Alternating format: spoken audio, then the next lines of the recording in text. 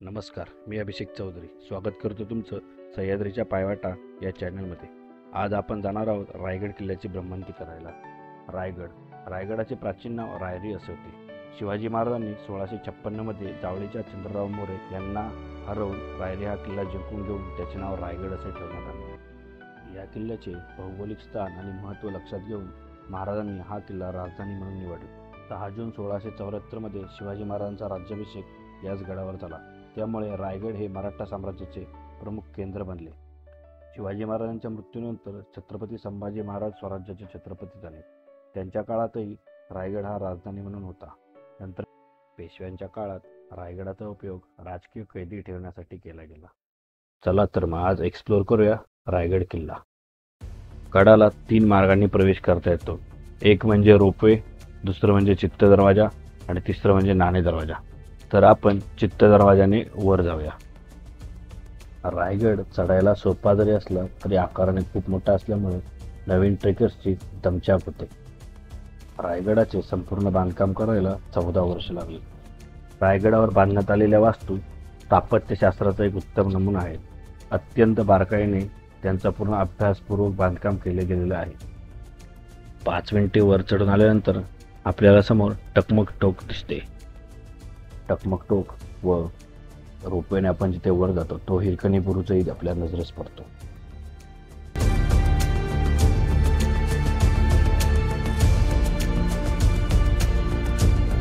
Monsoon चालू असल्यामुळे गडावर मध्ये मध्ये येणारा पाऊस, धुकं, वरून खाली येणारे धबधबे अगदी मनमोहक आहे.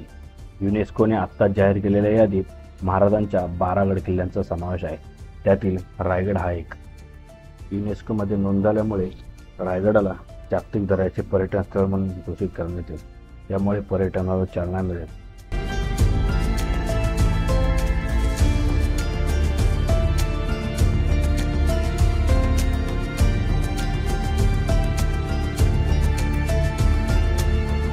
पंधरा 20 मिनिटे चालून आल्यानंतर आपण महादरवाजाच्या खालच्या बाजूला पोहोचतो.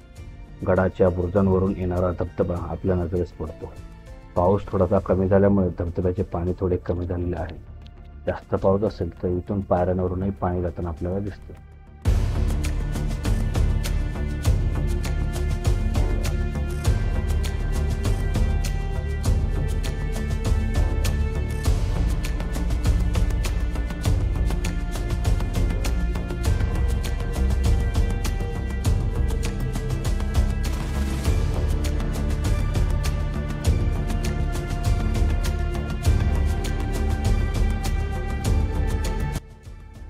चाळीस ते 45 मिनिटं चढून वरती आल्यावर आपण पोहोचतो गडाच्या महादरवाजामध्ये. 350 वर्षापूर्वी बांधलेला महादरवाजा आजही आपल्याला उत्तम स्थितीत दिसतो. बाजूचे बुरुजही उत्तम स्थितीमध्ये आपल्याला बघायला मिळतात. दरवाजामधून आत प्रवेश करताच आजही मजबूत असलेली तटबंदी दरवाजाचा आकार बघायला मिळतो.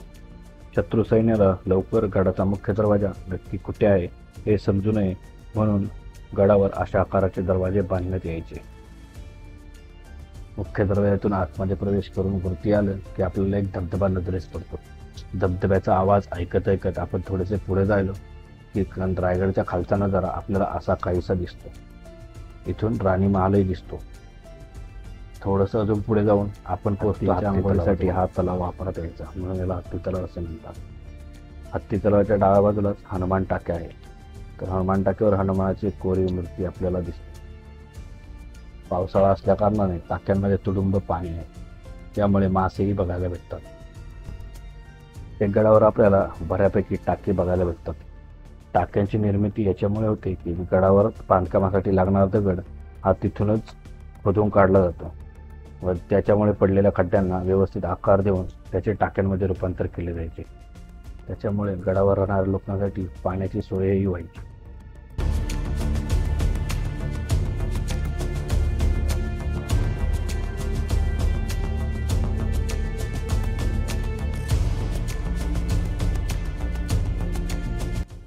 हे आहे शिरकाई देवीचे मंदिर. शिरकाई देवीच्या मंदिरापासून पुढे गेले आपण होळीच्या माळावर पोहोचतो. तिथून डाव्या बाजूला आपण बाजारपेठेत पोहोचतो.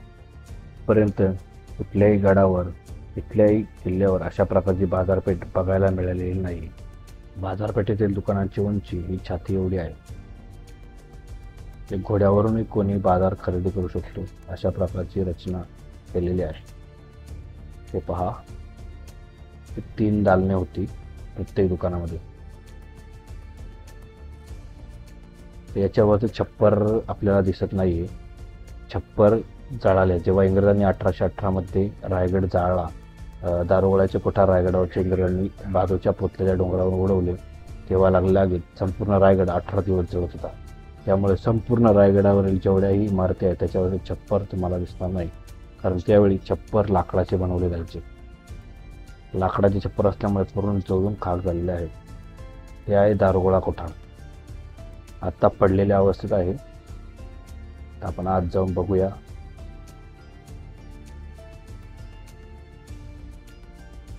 आतमध्ये पूर्णपणे पडझड झालेले आहे. झाडांनी पूर्ण दारुगोळ्याच्या कोठाराला वेढलेलं आहे. सगळीकडे झाडच झाडे. प्रशासनाने लक्ष देऊन थोडी इथली झाडं क्लिअर केली तर कदाचित ही इमारत स्वच्छ होऊ शकते.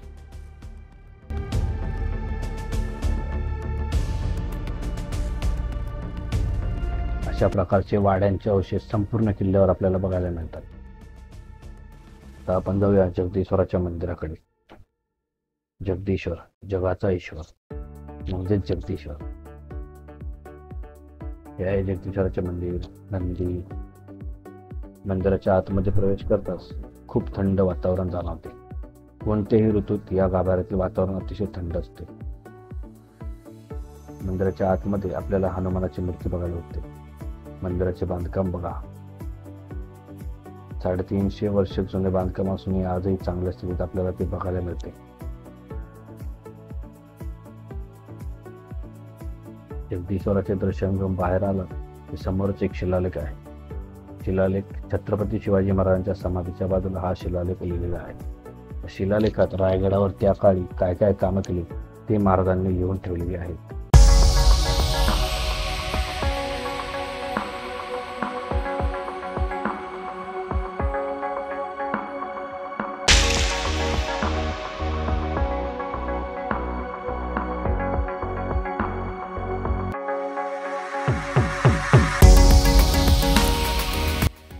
सेवेची ठाई तत्पर हिरोजी इंदुलकर. हिरोजी इंदुलकर म्हणजे त्यांनी रायगड बांधला असे स्वराज्याचे आर्किटेक्चर. महाराजांच्या समाधीचे दर्शन घेऊन आपण पुन्हा होळीच्या माळावर पोहोचतो. होळीच्या माळावरील महाराजांचा पुतळा, त्याचे दर्शन घेऊन आपण जाऊया डाव्या बाजूला. खाली गेले की एक वाडेश्वराचे मंदिर, जीर्णावस्थेत असलेला नंदी व मंदिरासमोरील कुशावर्ती तलाव आपल्याला बघायला भेटतो. याच्याच खालच्या बाजूने वाघ दरवाजाकडे जाण्यासाठी रस्ता आहे.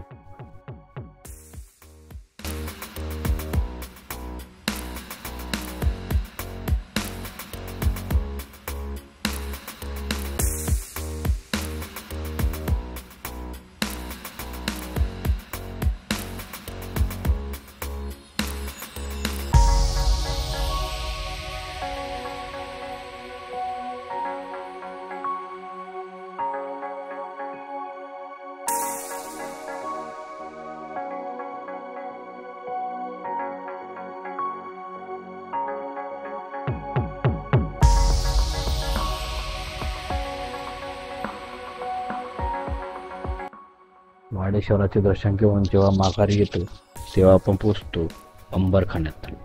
अंबरखाना म्हणजेच राजवाड्याचा प्रवेशद्वार. अंबरखान्याच्या आतल्या बाजूला छत्रपती शिवाजी महाराजांचा पुतळा आपल्या नजरेस पडतो. याला मेघडंबरी असं बोलतात. जेव्हा छत्रपती शिवाजी महाराजांचा राज्याभिषेक झाला तेव्हा याच ठिकाणी 32 मन सोन्याचे सिंहासन ठेवले गेले होते. छत्रपती शिवाजी महाराजांच्या राज्याभिषेकानंतर याच ठिकाणावरून रयतेचे राज्य चालवले गेले. स्वराज्याचा राज्यकारभार चालवला गेला. हा पूर्ण राजवाड्याचा परिसर आहे. येथील वैशिष्ट्य म्हणजे आत्ताही अंबरखान्याजवळ तुम्ही कुजबुजलात आणि शांतता असेल तरी महाराजांच्या सिंहासनाजवळ त्याचा क्लिअर आवाज ऐकू येतो. हा राजवाड्याचा मागचा भाग आहे. इथून सगळी कामे व्हायची. इथे महाराज स्वतः राहायचे. स्टेप बाय स्टेप 3 भागांमध्ये विभागणी केलेली आहे. एकाच सगळी दिवाणी कामं चालायची, कारखान्यांची कामं चालायची, एका ठिकाणी न्यायालय होते. अशी सगळी कामे या ठिकाणावरून चालायची.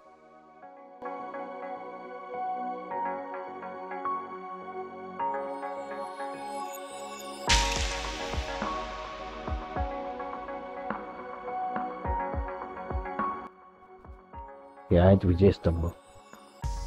जेव्हा महाराज एखादी मोहीम जिंकून यायची तेव्हा या स्तंभावर एक मजला चढवला जायचा.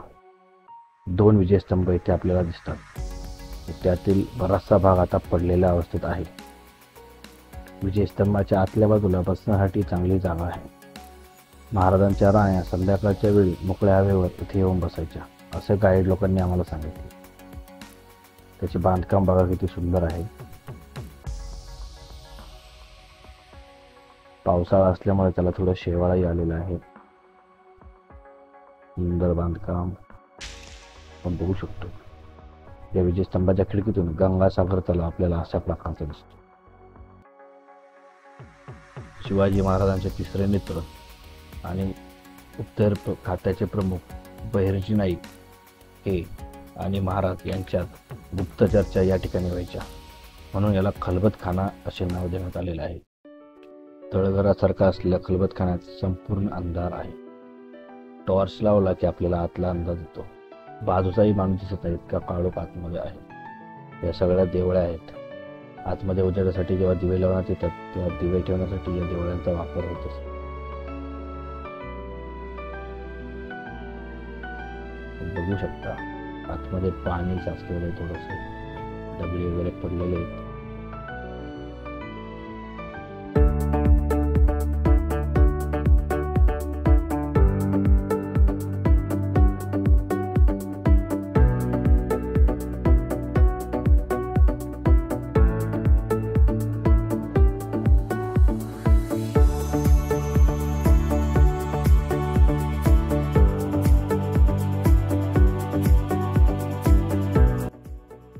गंगासागर तलाव, तलावाच्या वरती दिसणारे टकमक टोक, समोरच्या बाजूला बघा ते टकमक टोक आहे. मागच्या बाजूला असलेले विजयस्तंभ, समोर दिसलेले टाकसाळ आहे. रविवार असल्यामुळे पर्यटकांची चांगलीच गर्दी होती. हे आहे टाकसाळ. टाकसाळ म्हणजे नाणी छापायचा कारखाना. हा आहे मेणा दरवाजा. मेणा दरवाजाने राण्यांचे मेणे गडाच्या खालून वरती यायचे, म्हणून याला मेणा दरवाजा असे म्हणतात. मेणा दरवाजातून वरती आलो की आपण पोहोचतो राणी महालाकडे. रायगडावर राण्यांचे 6 महाल आहेत. छत्रपती शिवाजी महाराजांच्या 8 राण्या होत्या. त्यातील संभाजीराजांची आई म्हणजेच सईबाई यांचं निधन राजगडावर झाल्यामुळे 7 राण्या होत्या. त्यातील 6 राण्या रायगडावर असायच्या. हा आहे राणी महाल.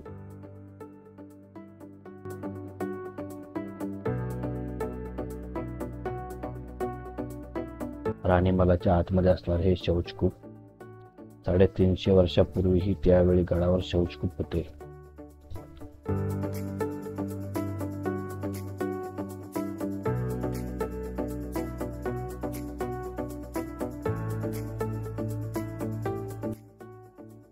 ही ती जागा आहे जिथे छत्रपती शिवाजी महाराजांनी आपला अखेरचा श्वास घेतला, म्हणजेच शिवाजी महाराजांची राहण्याची खोली.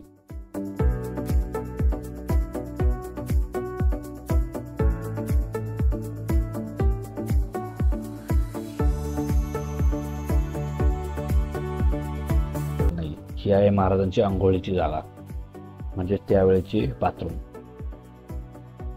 किती मोठ्या आकाराचे आहे तुम्ही बघू शकता. एक साईडला आंघोळ करण्यासाठी जागा आहे, तर दुसऱ्या साईडला ही पाणी साठवण्यासाठी टाकी आहे.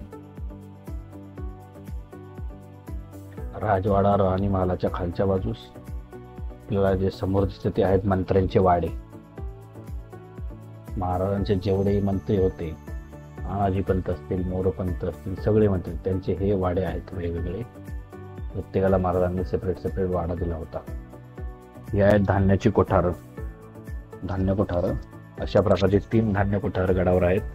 गडावर आपत्कालीन परिस्थिती आली, शत्रूचा वेढा पडला तर कमीत कमी 6 महिने पुरेल इतका धान्य साठा याच्यामध्ये होऊ शकतो. एवढी मोठी आणि खोल स्वरूपाची धान्य कोठारे आहेत. पेशवे काळात या धान्य कोठारांचा वापर राजकीय कैदी ठेवण्यासाठी केला गेला.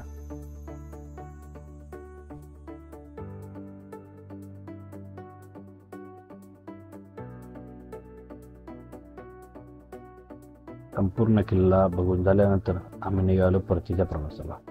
पण परतीच्या प्रवासाला आम्हाला रोपेचा अनुभव घ्यायचा होता, त्यामुळे आम्ही रोपेच्या मार्गाने खाली जायचं ठरवलं.